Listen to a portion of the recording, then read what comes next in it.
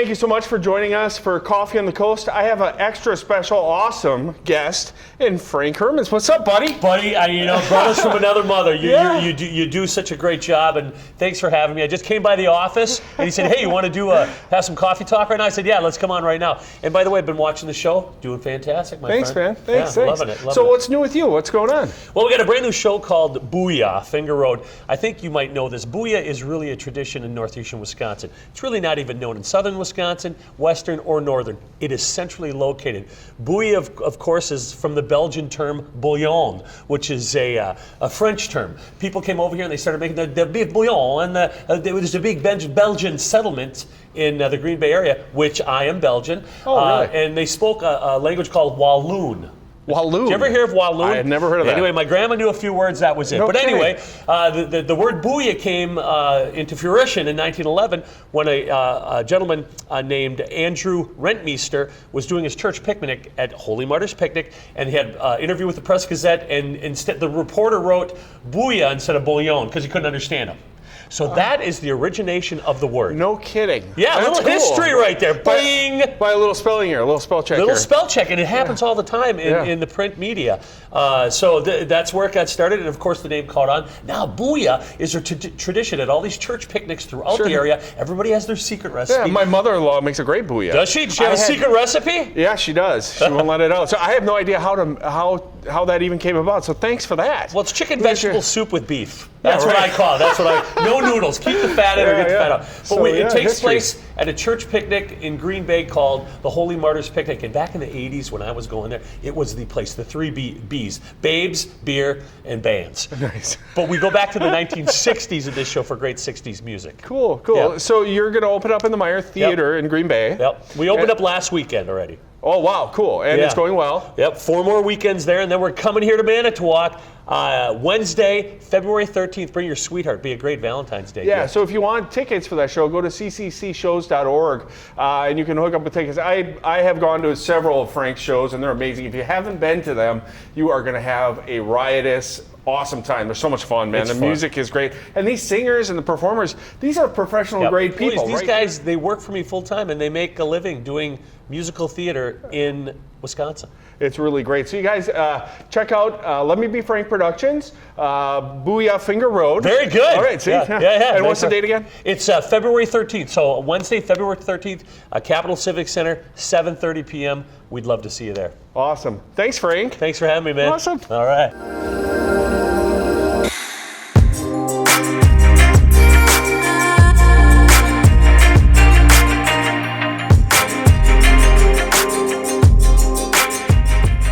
Everybody, thank you so much for joining us for another episode of Coffee on the Coast. We have a very special guest in Lindsay Potasic. Easy for me to say, right? But Lindsay Potasic from the Hope House. Did I say your last name right? It's Potasic. Potasic. Lindsay Potasic. She is the executive director of the Hope House.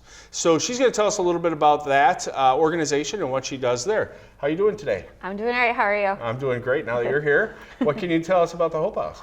The Hope House is a homeless shelter for families, couples without children, and single females throughout Manitowoc County. It started in about 2004, and we recently moved to a new facility. We've been there about a year and a half. We serve people on a waiting list basis. So what we do is we have rooms available for people. They call. We kind of see if they're a good fit for the program. If they're a good fit for the program, we bring them in, do an interview with them, kind of tell them about the programs that we offer, kind of our expectations. And then when something's available, then we bring them in and help get their family settled. We have a variety of programs that we offer families. So I like to say we're not just a shelter. We provide families with life skills classes, case management, and kind of help them get those tools and connections they need to be successful. Wonderful. So, yeah. Wonderful. So what's your capacity over there? Like how many families can you accommodate at one time? We have 7 rooms, and that can be up to 26. It looks a little bit different because obviously babies take a little bit less space than older children. So it kind of ebbs and flows based on kind of the family dynamics. Sure, sure. So if I have a business or I'm just a caring individual in the community, how can I maybe give a donation or get involved with the Hope House in your programming? Yeah, there's a lot of different great ways to get involved. So we are a really small team. We have 5 full-time staff, so volunteers are kind of the lifeblood of our organization. We are an affiliate of Family Promise, so with that model, all of our evenings, overnights, and weekends are fulfilled by volunteers. So volunteers are just as instrumental as monetary donations to our organization. We have an upcoming training on the next week, Tuesday, from 5:30 to 6:30. So we provide that training so people can kind of go through an orientation, become familiar with what we do, and then we can help them be successful and get set up. Also, Where's that held? The training will be at Hope House. And how can people get in touch with you for that? They can reach out to us. Our phone number is 686-1436, or they can check out our website, which is hopehousemc.org. In addition to volunteers, we also are always looking for donations for things that we need throughout the shelter. So those things can be, right now, what is really important are bus passes, bus tokens. With our mission, it's really important that we help families become self-sufficient. And a huge piece of that is people being able to get to a job and being able to get to and from work. So once someone is employed, we provide them with a bus pass. We really like to work and break down those barriers that are in people's way of them being successful. Sure. So bus passes are huge. There's a huge hygiene drive that's going to be taking place throughout the community, and that's going to be beginning in the springtime, and we'll be really happy to receive all of those things for our clients. We have a wish list. It is on our Facebook page. It's a little bit old, so we'll probably have to repost it, but that same wish list has been out in our newsletters, and it's also on our website. Okay, people, so the wish list has been out there for a while. The question is, why haven't you donated? So stop down at the Hope House or give them a call, visit their website, and get involved. This is really one of the wonderful organizations that make us a great community, and helping families is what we're all about here in Manitowoc. So thanks a lot, Lindsay. Yeah, thank you.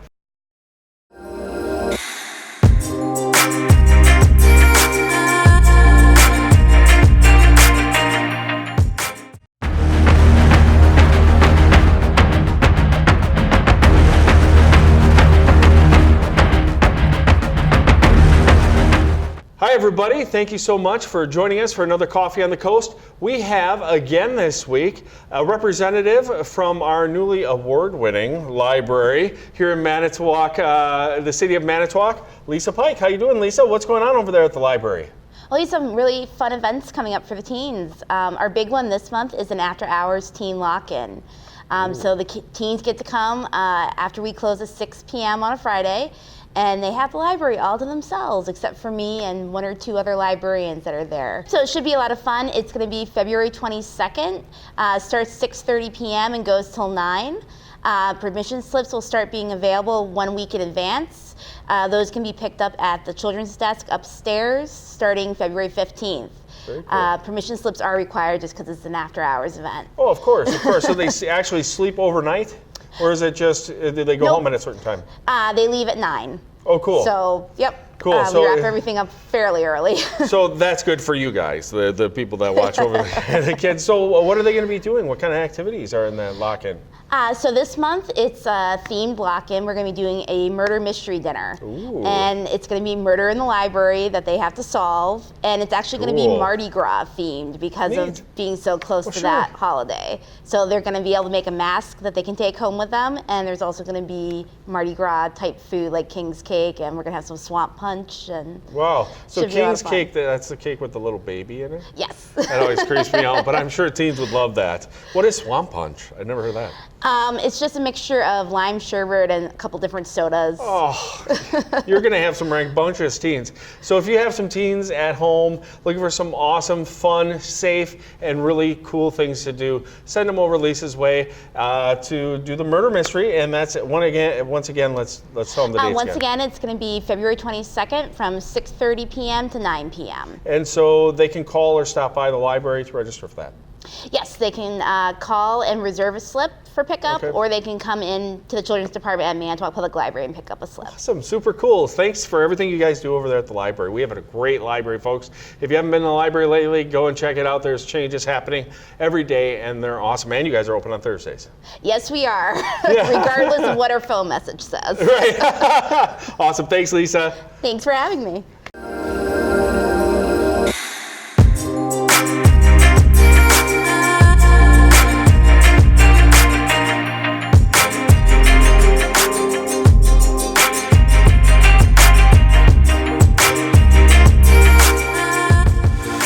Here are my 5 things on why Manitowoc rocks.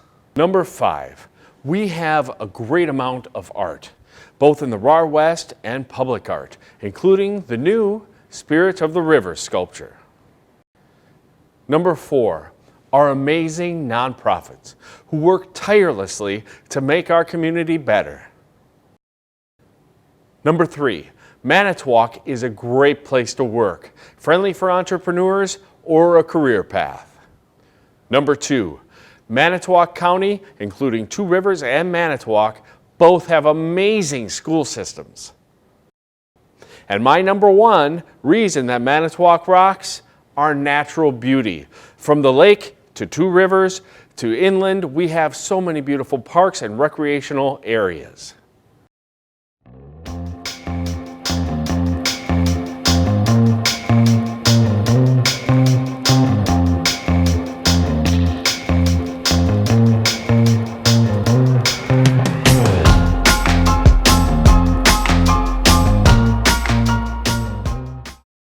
It's Sister City time on the coolest coast. So let's learn another kanji. Last time we learned the kanji for 1, ichi. Did you write it down in your notebook?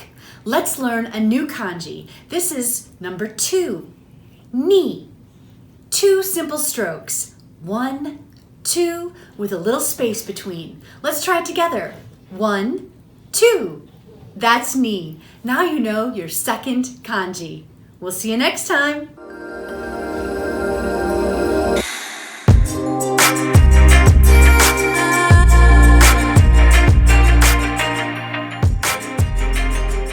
Hello everyone and welcome to another episode of Coffee on the Coast. My name is Jason Prigge and I have the distinct privilege of sitting here with 2 super advocates of our community, and Kathy Kasurik, who's the board president of Progress Lakeshore, and Peter Wills, who is the executive director of Progress Lakeshore. How you doing, guys? Hey, great. Thanks for having us here Nice to today, see Jason.